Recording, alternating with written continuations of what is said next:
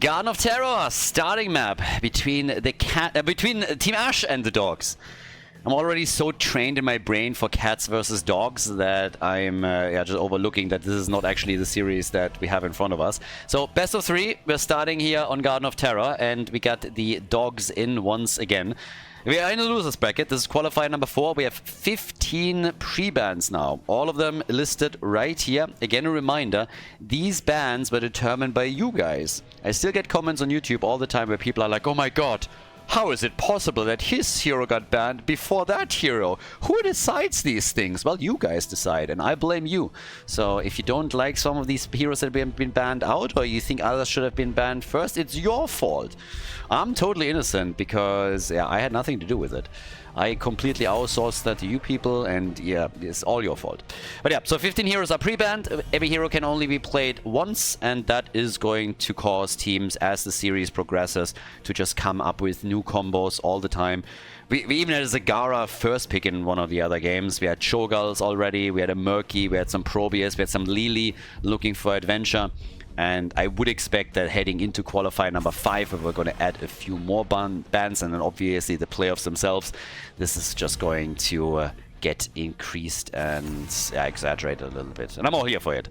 Now, once again, as you progress through the tournament from round to round, you get more points for the leaderboard. After all 5 qualifiers are done, those points get accumulated. The teams at the top of the ranking get into the playoffs, and in the playoffs, the team are fighting for $2,000 of prize money. All financed by me, prize pool and everything included. A little bit of early Christmas present for the Heroes of the Storm esports community. So, yeah, we got good games so far, and I hope for more with Garden of Terror, or as I like to call it, Tomb of the Spider Garden. Because, yeah, that objective is a little bit of a rip-off. No, Tomb of the Garden Curse, there we go. Yeah, they kind of mixed 2 objectives, and that was all that they could come up with. Muradin is in as our first pick. The bird got banned, but they didn't ban Dehaka, so I am honestly surprised that Dehaka wasn't the first pick. He is an amazing side laner. On Garden of Terror, a big map, he gets even more value in my opinion. So Muradin over Dehaka is interesting. And Renella on Rhaegar, first of all, Renella likes to play Rhaegar, that is number 1. And then second of all, we have him in a good position for wave clear and also for camp clear, which is of course crucial when you're playing off Garden of Terror. Still the map in the pool that has the most mercenary camps. Grey main and white main. Glorious skin here also from Suspect. I like it. I know you can't see it, but you're gonna see it in the game. So, white main in the first game, grey main is in. Grey main another great pick for this, because again, you're looking at heroes that are very good at camp clear. Normally that would be Hogger. Hogger is a hero that gets always banned or picked here super early, but since Hogger is one of the pre-bans, he can't be played, so you have to deviate a bit away from this. And Greymane still fits that description extremely well. As the 1 minute mark comes in and the camps are spawning, you're going to see Greymane make his move for the first few camps, and then Rhaegar, Dehaka are most likely going to try and help out with that too. Vikings get banned, which is a bit of a shame, but absolutely understandable. And on the other hand, it is Nuburak that gets also crushed. So, let's go. Ready for game number 1 here in the best of 3. And again, we are in the losers bracket, meaning whichever team loses here drops out of the tournament, and they will have to try again in qualifier number 5. But I definitely want to see what the dogs can come up with. They're the underdog here, no pun intended. Happy accident. We got Shizakid on ETC, could go stage dive. Again, if you want to add more globals and a bit more presence on the map, you can go for a stage dive ETC. And we get Chromie played by Lopaka. Alright, so they got Power Slide into Dehaka Drag, into Chromie damage. And what's it gonna be for the added DPS on the red team side? They need a little bit more. Thrall and Malthael, we're going triple frontline now. Okay, so Green Jesus is in. And we got Malthael on top of that. Not too bad. That's a pretty aggressive comp that they're running here. ETC needs to be careful, particularly. And well, with that, we got Bishops now as the final pick. A lot of his heroes have already either been pre-banned or addressed, so he's been playing a lot of Zeratul, and he's unavailable. And he goes Phoenix. Alright, I'm here for that. Phoenix is in the house, everybody. Garden of Terror, map number 1 in our losers bracket match here at the 4th qualifier of Meta Madness. Game number 1. Ash on the left with Renella on Rega. We have Shizakid on ETC. Bishops with Dehaka. Lopaka on Chromie. And Morenas is playing Phoenix. To the right side of the map, the Dogs with Shemiksham on Murden. Suspect on White Main. We got Jayhard on Grey Main. Link on Malthael. And Torjan is playing a Thrall. So, Trolling Thunder as the level 1 choice here for him. We have ETC with the block party and the mobile offense for Phoenix. So, Dehaka, by the way. Okay. Bishop's right there, going into the bush. Interesting. Wants to catch the rotation, I suppose. They were trying to catch that out too, but haven't thus far. So Dehaka is still sitting tight over there. Bit of added block are coming in, and Phoenix is dead. Phoenix is down. There's the drag from Dehaka as they're coming in. And now over in the middle, still fighting this out, but of course first blood going over to the Dogs. Nice. Well done. Yeah, Muradin is also coming in looking for another Stormbolt. Wolf connect, and look at that, they're getting 2 kills. Yeah, the Dogs have a bit of a bite on them, don't they? Are they going to lose Malthael? Nope, Malthael is still alive. So, great start for the Doggies. They have 2 kills to 0. Good start for them indeed. And of course now Greymane is immediately on the mercenary camps as already expected. So he's immediately coming in, starting to take this one out. As you would think on Garden of Terror. Again, I talked about this during the draft. You want to have a couple of heroes that are good on mercenary camps. There's so many camps up on this map that whenever you get them all, you get massive amount of control and lane pressure. So the faster you can lock them in, the better for you. Greymane is getting grabbed. Now Phoenix is coming in and is gonna get his camp down at the bottom of the map, and at the top they've already moved on from the Siege Giant camp to their own Broodsight camp, making the same play essentially. A bit of action over in the middle as they go for Muradin again and try and drop him. Alright, Siege Giants are getting murdered. Chromie is just budget Gara, by the way. She's just basically some of the same abilities, but she's not nearly as cool as Gara is. So it's a little bit of a sad thing. But yeah, would it be awesome if we had some crossover? I mean, that would be kind of amazing. Think about Gara as a hero in the Nexus. That would be incredible. Yeah, if Microsoft needs to buy some IPs, and then we need to just include some of those. But that would be a hero that would play the shit out of, like, all the time. That would be amazing. So, with that, we now have very quickly the first seed spawning on the map, and obviously an opportunity of them trying to get ahead here. But there is another Siege Giant camp they could grab, and the blue team hasn't really started their own up at the top yet either. So maybe a chance to pull a bit farther ahead. They already have a half-level lead in experience. But the problem is that Thrall is down. Thrall is gone. And yep, with that, we're now looking at another drag. They're all actually fighting for this. It's a 5-man invade as they're trying to go for the seed and maybe even take those Siege Giants out, but they were a bit too late to grab the camp away from the opponent. So now what we're getting instead is an attempt to grab the objective. They're able to pull it off. Again, Thrall was dead. He's now back, but Link... yeah, that was a bit unnecessary. Moving in at that point in time after the seed was already channeled and gone, not a lot that you could do. So he just falls right into the trap, meets 4 of them, they take him down, and that is now 2 kills for Team Ash right there. Up at the top, we got Bishops, still getting all of his wave clear, of course, in. Running rampant on Dehaka. It's one of the best skins, by the way, for him. The Bumblebee skin is pretty solid, I gotta admit. This one is pretty cool. So Yellow Bumblebee is what we're going to get from him down at the bottom of the map. Greymane is now doing his thing. We're now having Warpfare, we have Möbius Loop for Chromie. Intercession is in for Whitemane. And the Wizened Duelist is being taken on Greymane. So, alright. Well, it's level 7 versus level 7. So after the initial start for the red team, it's now equalized. We have also the seed in the name of the blue team, and they are hoping to get the second one up here. Everybody is already starting to move towards the top as they are setting up, trying to get position. Chromie obviously looking at her level 10 already. In the meantime, Touch of Death for Malthael. Definitely looks like we're gonna get some Tormented Souls here as well. And as they are pushing for the wall, they might actually be able to do a lot of damage here with those Siege Giants. So yes, one of those towers is about to go down. Dehaka is enjoying the side lane. Could do the same thing down here, of course, as he's now slowly starting to move in. And yeah, Lopaka, careful. Chromie, I guess she overstayed her welcome a little bit. Yep, there she goes. The little garden gnome is dead. And that should be a seed for the dogs.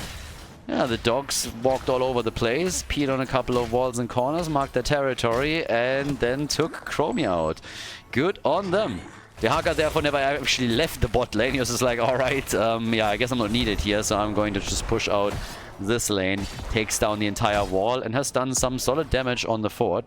Not really that big of a loss, honestly. Yes, you lost the seed, but at the same time, that is decent damage from Dehaka. Good for him. Now we have level 10 abilities coming up soon, TM, and then some questions at least are going to be answered. Nice jump. Really good dodge by Link. That could have get dangerous. If Dehaka gets the drag and then Phoenix appears, he could have fallen there. So that was nicely done. Well played by him. At the top, slowing Sands, bit more damage against Jayhard. Chromie just doing her thing, waddling across lane and getting one Sandblast out after another for some added poke damage from a distance. Mosh Pit. We got it. We got the salvo here for Phoenix. And it is again full attention towards camps with last rites. And we have Sundering. Talking about Thrall, by the way, he has only one stack on his level 4. So he went straight into his stacking talent, but wasn't able to get anywhere close to this. So we'll see when exactly he will be able to complete it. Keep in mind that whenever he actually misses one connect, he's going to lose his stacks. It's not only upon death that they are lost. Nice push now at the bottom of the map as they are attempting to take that fort down for good. Not sure if that's going to really happen, but if not, they're at least going to get it very, very low here. There's 3 defenders, and even with another minion wave moving in, you have to be a bit careful there. But that thing is super low, so even if it doesn't fall, they will be able to pick that up with Phoenix whenever they want to. Seed is getting is about to be taken. They're not even trying to fight here. So, yep, second one in the hands of Team Ash. And all the way up at the top, still Thrall, who's sitting at 3 stacks now. And Dehaka moving down to the bottom of the map, just as Thrall was thinking about engaging again. So yes, they go for the Siege Giant, they steal them. The drag is there, they want their kill. And Whitemane popping a ult. Muradin gets out. And Malthael is this time not quite falling for the trap. And Thrall gets another connect, is now sitting at 4. So getting closer and closer to actually completing his level 4 quest. But is returning towards the top lane as we speak. It's really annoying when you're losing Siege Giants like this. I mean, you want the camp for yourself and then your opponent takes it away. You can see at the mercenary experience already that the teams are actually on even footing when it comes to that. The difference in the XP is tiny. There's a small difference when it comes to heroes experience and a little bit with minion experience, but not too much just yet. The Stormbolt connect for Muradin. As they're jumping back out. We have the seed spawning, and this would be the 3rd one for the blue team, but the position, of course, not the best unless they can get a kill. And it seems like they're thinking about looking for a kill against Thrall at the top. Yep, there it is. Gets already hit and hit hard, and goodbye. Easy Katka. Get the kill. Sundering was way too late. 4 kills to 4, and now that we have a 5 versus 4 situation on the map, here's the opportunity to go for their Garden Terrors. Interrupt attempts unsuccessful, and it is time for the first objective of game number 1. Another drag, and that is bad news. Greymane dying just as you need him to defend. That is a real problem. We, by the way, have again the same situation. Reverberation on level 4 and Healing Static on level 13. We had that previously. There's no synergy between these 2 talents. So if you want to go for actual synergy and the double clap, you have to adjust your level 4. Normally when we see Reverberation, it's the raging thingy, the burning thingy. Bronzebeard Rage, exactly.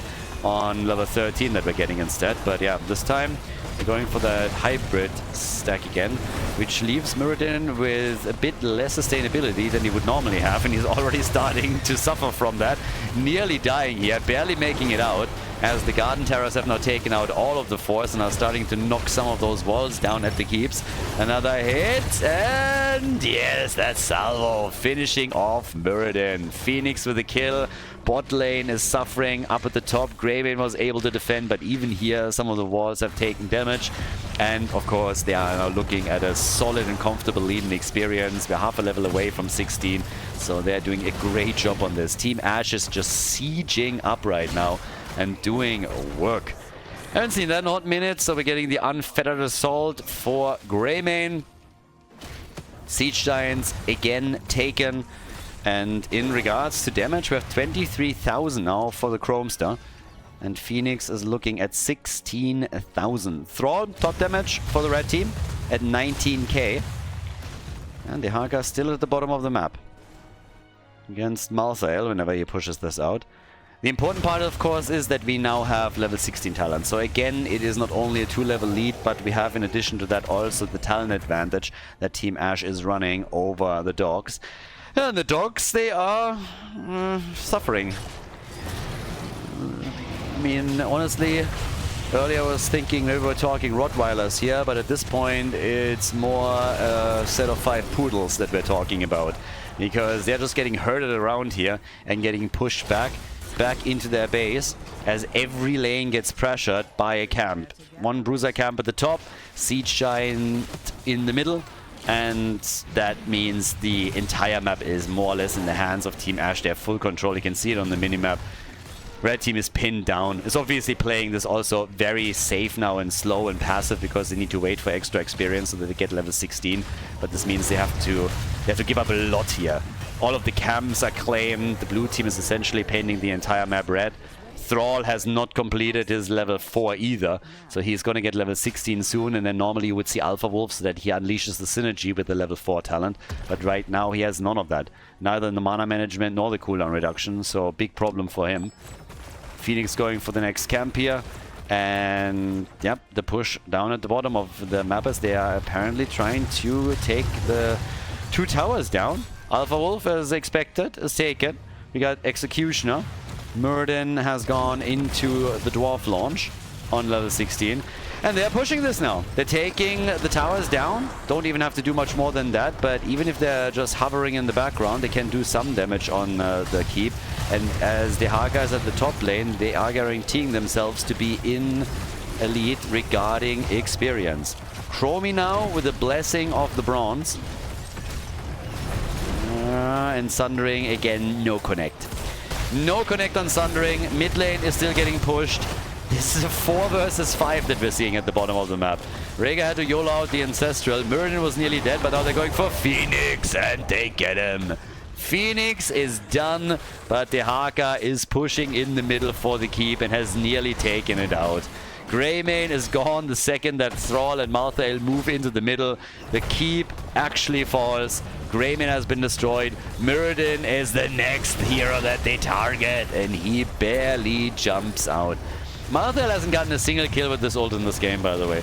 Hasn't even gotten one. Now they're trying for Rhaegar. The doggy might be in trouble here.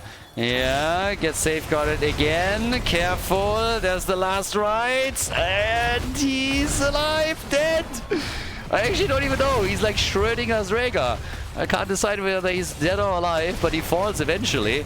1 stack for Malthael, and they also were able to take ETC down, so that's 3 kills for the DogZ. 7 kills in total against 7. Rest of the team is just rushing away. I actually don't understand how Chromie is as fast as the Haka. I mean, look at these feet. They're so tiny. How can she walk the same speed? That is just incredible. So, yeah, she must be really hoofing it over here. But we have the keep destroyed. Not a single fort has been annihilated on the blue team side. So that's kind of important to point out. They haven't lost a single structure on lane. So right now, what we have instead is an attack towards Whitemane. But Thrall came in with another Sundering, and Phoenix is dead again. I'm having a deja vu here. Didn't he just die like 30 seconds ago or something? So yeah, Phoenix, he came in, saw what's happening, and then immediately got murdered again. full on crushed by the dogs. Now, it seems like they're trying to slow this down a little bit. The game has honestly escalated slightly, has definitely gotten way too chaotic, and they are realizing it too. So now Dehaka is back on the map. He's the only global in this game, so as long as he's just pushing for one lane after another, they're going to be fine here. Somebody will have to hearth back, and it seems like Link is going to be the one trying to deal with the bot lane pressure. Greymane came in, saw what was going on, and immediately moved back out and was like, yeah, I'm having none of that. Peed his pants a little bit. Many VD PP. So, with level 20 talents for the blue team, we're now getting the Unconquered Spirit, Farsia's Blessing for Rhaegar, Bolt of the Storm for ETC, and the Isolation upgrade for Dehaka as he moves towards the top. There's a lot of defenders now down at the bottom of the map, and they are trying to just take another camp away. It's 2 seats against 1, favoring the dogs. There is a chance that they are starting a comeback with a Garden of Terror wave. But can they? I mean, for now, actually, if they are able to get... This should be enough experience with the second wave that are coming in. So if they want to fight this and really force it, they could, I suppose. But I think they might still let the slide. Muradin, no, he actually made the move. Rewind is now in. Muradin has Rewind. Nexus Blades for Thrall. That came unexpected. Salvo is out. Go for the throat. Upgraded. Malthel hasn't made a choice yet. Probably going to buy himself back if he falls. No, has actually gone for the final curtain here. So he's going to go for a lot more poke. Yeah, not playing it out patiently with the Storm talent. Instead, we have everybody, sundering this time on point, taking multiple heroes. They're trying to go for Renella, and he dies. Renella is gone. Shizakid is going to survive. Gets the double heal from Rhaegar. Another at the top, another tower is about to fall. We're 16 minutes in, so the catapults are going to hurt a lot more. They're trying to go for the seed. The blue team is still pushing the top lane with their camp, and the red team is trying to defend this down here as best they can so that they can get the garden terrors. The problem is the longer this lasts, the more chances the red team has that they're losing their topside keep. Link gets it, finally, so garden terrors are going to be there. Dehaka gets killed too, so that's good news, but this keep is still not looking good. More and more damage over here. I'm not sure. I think it's going to survive. Is it? It might not. Depends all on the catapult in the back, honestly. The keep is going to fall. The keep is going to fall. The catapult, one more hit should be enough. And then the catapult is gone. The keep is gone. That's 2 keeps destroyed. So essentially the dogs need to go for a real big play now. They have to now come in and do a super amount of damage. 10 kills to 7, but it's only Dehaka that's gone, and the catapults are going to be such a big problem as the game continues if they cannot do more than just taking a single fort out. The fort at the bottom of the map might fall as well, but here the defense is on point, or at least it was. They're sundering, and Phoenix is dead, but they lose Greymane. Killing Phoenix was huge, but without Greymane you just don't have a chance anymore to take these keeps and maybe even the core down. You just don't have enough damage on structures. So Dehaka is coming in from behind, and Malthale, he's not going to make it. Malthale should not be able to get out of this. They are swarming him. They're absolutely swarming him, and Link is going to die. Ult gets YOLO'd out just because he can. Fort at the top is getting attacked but not destroyed yet. Down at the bottom of the map, a lot of experience on the ground, but it seems like the minion wave and the fort are going to take care of this. So essentially what has happened now is that the dogs have gotten a single fort with their terror wave. And to be fair to them, most of these terrors started in the middle or even like farther to the right of the map, so it's not like they started right on top of these forts. So had to be a bit careful there. Whitemane, by the way, hasn't fallen yet. Whitemane has not fallen yet. It's the only hero that hasn't died in this entire game. And Phoenix makes more than up for that by dying 5 times. 62,000 damage, by the way, from Gromi. But it's kind of impressive. And honestly, for the dogs, it's a big problem. Because now you are in a situation where you are relying on a single keep and your core. And time is working in favor of Team Ash. Heavily. Team Ash is in a great spot, an absolutely fantastic spot right now, and should be able to take this unless they're ending hard. Double camp at the bottom, catapults as well, sieging up with everything they have, and this keep is suffering, and it's suffering quickly. Yeah, it's so much damage here. It is bananas. Catapult on core, Siege Giants, they're poking from a distance, Chromie is firing away. And that is all the structures except for the core gone. So now you can literally just play the slow approach to it and you will win the game. They can play it smooth and slow, wait for the minions to claim victory, and in the meantime just take camp after camp, go for some extra seeds, threaten another objective and force the red team into the middle so that the minions can do their thing. Yeah, this is big. This is absolutely big right now. 46,000 for Thrall, we got 65,000 for Chromie. Malthael is attempting to deal with the bottom of the map. Honestly, it kind of helps him that he went for Final Curtain here, all things considered. He can at least push this out from a distance, but there's the mosh pit and Muradin gets caught hard and dies. The drag does not connect, but again, it illustrates once more how much in control Team Ash is right now. So they are slowly pushing for the core here. They have the lanes working well for them too, with another bruiser camp, with another catapult here. As long as they're not falling on the core, they're going to be totally fine. Siege Giants already attacking it. Catapults are again griefing in the back as they are not being able to drive just past them. Another hit potentially coming. It's a 5 versus 4 as the fight continues. And with 10 kills, 2-11, yes, the dogs might be ahead in kills, but this A is not going to last, and this game is going to get won by Team Ash unless they're getting wiped. But with Swall falling, this is just not a possibility anymore. It's a 3 versus 5 defense. Can't forget about that. They go for Whitemane. Whitemane's gone. Everybody's dead or dying. The core falls, and that is the lead for Team Ash in this best of 3 series. GG. Before we head into game number 2, make sure that you subscribe to the channel if you haven't done it yet so you don't miss out on any future content here on Khaldor TV. Game number 2, Tomb of the Spider Queen. So, the lead for Team Ash. They have a match point now, as we're heading into the second map of the series. Again, loser's bracket. So, if the dogs lose, then they are out.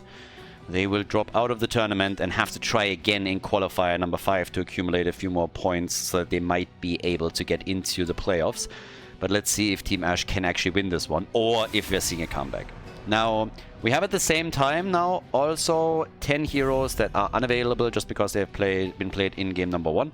And in addition to that, the 15 down here that are unavailable for the entire qualifier. So 25 heroes are already out of the 90 heroes that we have in the pool. And what can the dogs do? I mean, the first thing that they're doing is they ban out Bishop's Maiev, and that makes perfect sense. So, yep, job well done there. At least on the ban patterns, that's solid. Leo gets banned too. This is one of those moments, by the way, where you would love to play Johanna. So in case you weren't aware of this, but the 3 heroes that now got added to the pre-bans over the last qualifier, over qualifier number 3, where we had 12 heroes pre-banned. The new heroes that are on that list is Junkrat, Jojo, and Sylvanas. All 3 of them fantastic on Tomb of the Spider Queen. Particularly, of course, Johanna and Junkrat. Jojo for the wave clear that she brings as a main tank, but also Junkrat because he's just exceptionally good at annoying people that are trying to turn in their gems with one grenade after another just being thrown around them. Garrosh, he gets banned out too. And nothing crazy has been gotten rid of yet. I would love if one of the teams on Tomb would just go for some nasty comms. So it would be kind of fun. But let's see how they are going to play this one out. I mean, the first thing, we need to get the other ban. Don't know what they're actually worried about here. They're getting rid of Urel. And what does that give us as a first pick for the dogs? This is always a map where I have hopes that we're seeing, for example, in Nazebo again. We've had some Nazebo games, but the cool thing here is that you can rotate with him between lanes extremely quickly. I loved it when back in the day, tons of Balan patches ago, of course, when you could play Asmodan still. Like, Asmodan was really fun here because you knew from the beginning, if there was an Asmodan lineup, that the entire idea was to get Asmodan stacked into the late game and then he would destroy everything. So the team that was playing against him would always draft to try to end the game as quickly as possible. And the big advantage was that you could roam between lanes super quickly with Asmodan. The same that you could do back in the days on Blackheart's Bay between the mid and the top lane. And you could help Asmodan to stack quickly and then unleash his full power, and he had basically control over the entire game. Nowadays, you don't see a strategy like that anymore. maybe in the playoffs with more pre-bans and when we are in game number 4, game number 5 in the series, that might be something that teams are considering again, but this hasn't been played for a long time. But it was cool to just see these completely different approaches to some of the games happen and then see how the teams react to that. So there were some pretty awesome strategies back in the day that were specifically designed for certain maps just because the lanes are closer together. You can make either a quicker rotation, you can dominate minion stacks a bit more, and so on and so forth. So yeah, Anuburak and Stukov, so they go for a dive combo. Dive in, stun the target out, follow up with the lurking arm. And I kind of like what we're having for the red team too. You have Rexa and Misha trying to just come in, get a quick stun in after Varian starts to taunt the target. And Jhard, played by Tychus. Yeah. I just confirmed it. Sorry guys, I didn't want to tell you, but Jhard is actually an NPC. Didn't want to tell it like that, but yeah, it slipped out. It slipped out. So yeah, it's not a conspiracy theory. Confirmed on stream. You heard it here first. So yeah, Jhard picking Tychus. That way around makes a little bit more sense. Okay, double pick for the blue team after Jaina and Uther just got banned. They banned everybody out with the blue eyes, or a lot of them. Okay. Bring it! What damage are we gonna get? This is the reason that Jaina got banned, because we have that burst damage being so useful for the blue team. But oi, oi, oi, oi, oi. We have Zul again. Zul is appearing more and more often now. Qualifier number 3, qualifier number 4. Yeah, he gets a lot of playtime. And we have Kerrigan, so they're adding additional stuns, they're adding wave clear. Not too bad. Very aggressive lineup. Very aggressive, and they can crush through an opponent's team pretty quickly, if played properly. Kalthas, Deckard Kane. So we have an additional stun. Way more control, by the way. So yeah, Deckard adds some as well, of course. The old Ballster over there. And Lopaka, last but not least, still a little bit of extra damage needed. Normally I'd say, hey, might want to add Gul'dan here for some added wave clear, but if they're just thinking about stacking damage and want to have something that's a bit more bursty, they could also add some other mages. But they go for Gul'dan. Alright, so Gul'dan is the choice. Has the Horrify, has an advantage too. And with that, we're heading into the match point for Team Ash. Can they make it 2-0 and move on to face off against the Storm League Enjoyers in the next round? Or are we going to see the DogZ victorious and force map number 3? Let's find out. Game number 2, match point number 1. Team Ash has the lead. On the left, Renella with Stukov, Murenas on Zul, Bishops on Kerrigan, Shizakid with Anuburak, and Lopaka on Gul'dan. To the right side of the map, we get the dogs with Link on Rexa. Xemixam. I have no idea how to pronounce his name, honestly. I'm probably going to butcher this, but then again, on the other hand, I don't care. Maxime C. Whatever. Suspect on Deckard Kane, Torjan on Kalthas. I call him Bob. And Jhard is playing Tychus. So, down at the bottom of the map, we got Rexa. Then again, Bob is already moving towards the front, trying to get a good look of where the blue team is positioned.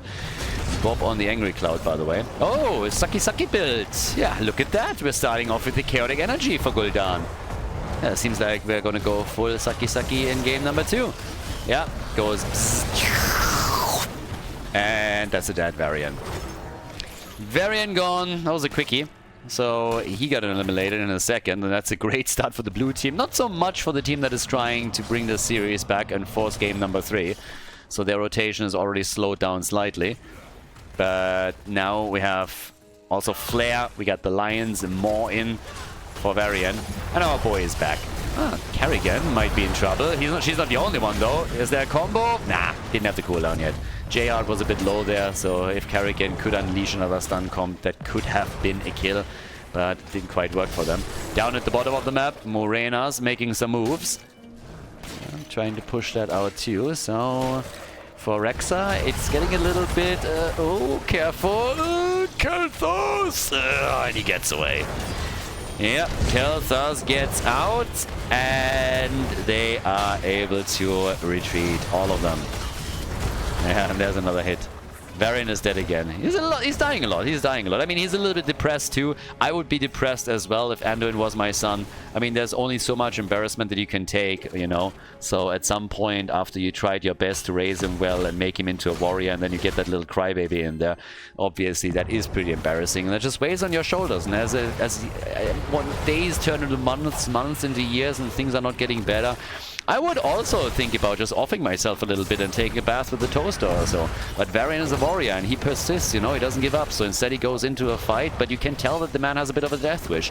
He takes too many risks there, and that is because deep down he is ashamed and he just wants it to all be over. And whose fault is it? Anduin's. Oh, of course Anduin's. It's always Anduin's fault. Every time I see Kelthas, by the way, I'm getting a little bit reminded of the old Breeze video. So in case that you don't know this, but back in, even before HGC, it was the case before HGC, on my YouTube channel, there is a playlist buried somewhere. You can find it if you look for it. But it has some backstage videos, and there's some really fun stuff. So there's arm wrestling duels between Mene and me, between Breeze and, I believe, Tetcher. And there's also a Kelthas video of Breeze. If you have never seen these videos, you should definitely check them out. So just have a look at the playlists on my YouTube channel and look for the backstage videos. I'm not quite sure what exactly the playlist is called, but something like that. And there's a lot of gold stuff in. So if you have never seen them, you are going to have a laugh and a half. So I would heavily recommend that you're going to take a look at it. Yeah, and I would also recommend that the red team is going to a pharmacy and picks up a couple of painkillers, because they are currently getting their ass handed to them, and that is going to hurt, and hurt a lot. But as I say it, do I dare hope that they're bringing this back, because now Gul'dan goes down, and that's the second kill that they were able to take. Not too bad. So, 2 eliminated. Okay, we have 3 kills to 2. So maybe I spoke too soon. The early game didn't really look too great, but now they're coming in swinging and they're doing some serious damage. Varian is fighting back. Apparently has a bit of a spark left. Yeah, Bishops with 14 gems. It's all about the turn-ins right now. Both teams have enough for Weaver Wave number 1. And here comes a level 7 with the Subterranean Shield. Gul'dan continues the Saki build. Went into the Curse of Exhaustion right now. I'm exhausted just looking at this. And, well, over on the side of Stukov, we have the Growing Infestation. Sexual innuendo and everything. I mean, honestly, how some of these names make it through the QA check on Blizzard's side, I'll never understand. Really, Growing Infestation, a little bit on the nose, don't you think? But yeah. We all know what's been going on at Blizzard, so not surprised. Not surprised. Rexa hasn't made a choice yet. Rexa is still hesitant on the level 7. He's looking the talents up as we speak. He's like, what exactly is happening there? So, yeah. But okay, so in the middle of the map, still, where Beavers are now touching ground. Time to hit it and hit it hard. Let's go. Let's see if they can take a fort down. Some of those walls have already been destroyed. Starting off with the kill. Varian gets out. Okay. Does his best to survive here. And I mean, Varian, honestly, I think he just had a revelation. He's like, if I survive having a son like Anduin, I can survive anything. I am that good. If I can survive this, then a game here is nothing to me. Nothing. I've seen Doom. I've seen Hell. I had to talk to my son for years. I can deal with a couple of web weavers. And honestly, I can appreciate that insight. So Varian has grown in front of our eyes in that short time span, and I think that needs to be appreciated. So good on him. That shows real personal growth, and he has come out stronger than ever. 3 kills to 2 still, but the top fort has been destroyed. We get nearly level 10 for Team Ash, and with an early heroic ability, a kill or 2 could go a long way. Take down Link, for example, with the 34 gems that he's holding, and you're going to be in a great spot. But maybe they can also get a second turn for themselves with the level 10 abilities, because looking at their gem count, they only need 15 more and they're going to be fine. Still poking down here. Still poking. And Varian, in the meantime, yeah, he doesn't want to have any part of this. So Rexa is about to turn in, but they're losing that fort at the bottom of the map, and now Varian gets cocooned. Uh-oh, that's bad timing. Just as the Red Weavers are coming down, Varian gets killed. That's 15 gems gone already. They're hoping for a few more. Kelthas is dead too. And Nubarak gets murdered, but still, this is going to be the easiest Web Weaver defense of them all. Now that Tigers has been dropped too, there's nearly no one left to push with the Web Weaver, so it's all about defense now. And this is just a disaster for them. I mean, oh boy. There's level 10, but what are you going to do with level 10 when you have nothing else? Gul'dan comes in, goes for the Web Weaver, and goes... And that's a dead spider. So, easy kills. Guys, these Web Weavers don't do anything. They just came in and they squatted them. It would be great if there was some ability that you could trigger onto the Spider Queen where there's just a giant foot, a giant boot coming down from the top and just squashes a Web Weaver. That would be amazing. I mean, honestly, that would have been incredible. Imagine that as some kind of like death animation for the spiders. If Blizzard would have released that at the beginning of this game, how many people would have opened their wallet just for that death animation? That would have been incredible. I would have gone for it. That could have financed HGC for a year or two. Every time a Web Weaver dies, there's just a boot that comes from above and just squashes it. I mean, I would have gone for that for sure. Big kill against Kerrigan here. Huge kill. That's a lot of gems on the ground. Yeah. Wow. Varian gets stiff-armed and Stukov gets blown to pieces. Oh boy. Yeah. Goodbye, my friend. 6 kills to 5. I love how the dogs are coming back here. The dogs are coming in. Another taunt. It's 25 gems. 25 gems. And Morenas he's alive. The Lulnado was too late. Look how low everybody is from... what did... Varian? Team? Hello? Are you okay? I think we need to call an ambulance. Varian just suffered a stroke, I believe. Guys, I don't think he's okay. Look at this. Did that just happen? So they're all moving out. Keep Varian in mind. Varian moves away. He's nearly dead, and then he turns around and he's like, yeah, I'm gonna die for this tower. What? I'm not sure that was worth it, bro. So, tell me again that Varian is not suicidal. He's unstable. He is clearly unstable, I'm telling you. Varian is psychologically not all there. If you needed proof, it was right there in front of you. It's all that I'm telling you. That's what having Varian Anduin as a son does to you. I can't imagine the pain that he feels. 7 kills to 5, 13... is on the board, and Team Ash is just crushing it. Coming in with one attack after another, now going for the bot wall. Lulnado is out again, but the wall is opened up. They lost a lot of gems, obviously, previously in the mid lane when they lost some of their heroes, but Morena still has 28, so he survived, and they are insanely close to another turn-in, so they could definitely do that. Should probably turn some of those in before we are getting level 13 talents for the dogs. Now, there's also the fully completed talent for Khaldor. A bit late on level 13, but hey, better late than never. We're having them on 21, so a bit safer for Khaldor now to be around here. In addition to that, yeah, hoping to get a turn in, I guess. They haven't turned anything in. I mean, you're asking for it at that point. If you're Zul, you should just turn in. You have way too many gems to be comfortable with this. There's the Horrify. They go again for Varian, and he gets drained and killed. Stiff-arming the... yeah, Tigers is Odin, and Misha has been obliterated too. It is rough. They got the turn in if they want it, and it seems like they do, so this is likely going to spiral a bit out of control, and they could go for keeps here. And it seems like they're very interested in going for the boss right away. So they're taking the minion wave out. I mean, still in fair vision of that wall, so it's not like the red team doesn't know what's happening. But, of course, they can't really do anything about it. So Opaka is already moving in with the rest of the team, easily able to take this one out. Rexa is about to turn in. Lick delivers the 38 gems that he was holding. I mean, good for him, honestly. I think Lopaka is going to be first. So, yep, they're going to get that turn in. Even the interrupt is happening. But it's still good news that they were able to deliver everything that Rexa was holding. Because if you lose those gems too, then you're in even more trouble than they already are. But now it's the triple whammy. It's boss, Web Weavers, and level 16 talent advantage. It doesn't get much more dangerous than that. So they're coming through the top lane right now.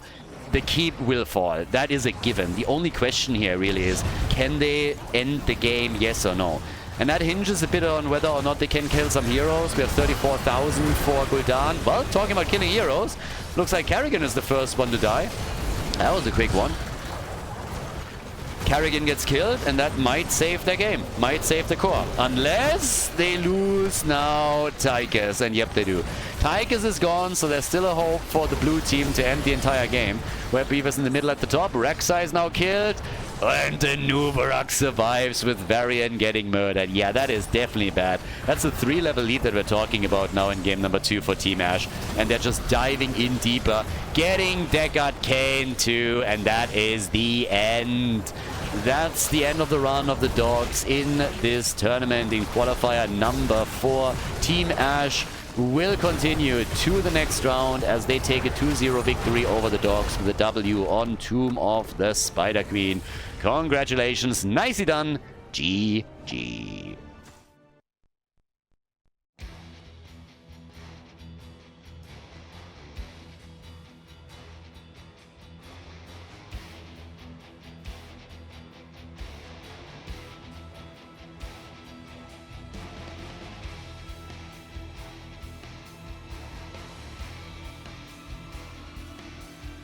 Thank you everybody for watching the video today. I hope that you enjoyed the show and the commentary. And keep in mind that the spoiler protection that is going to run for the rest of the video is made possible by all the support on patreon.com.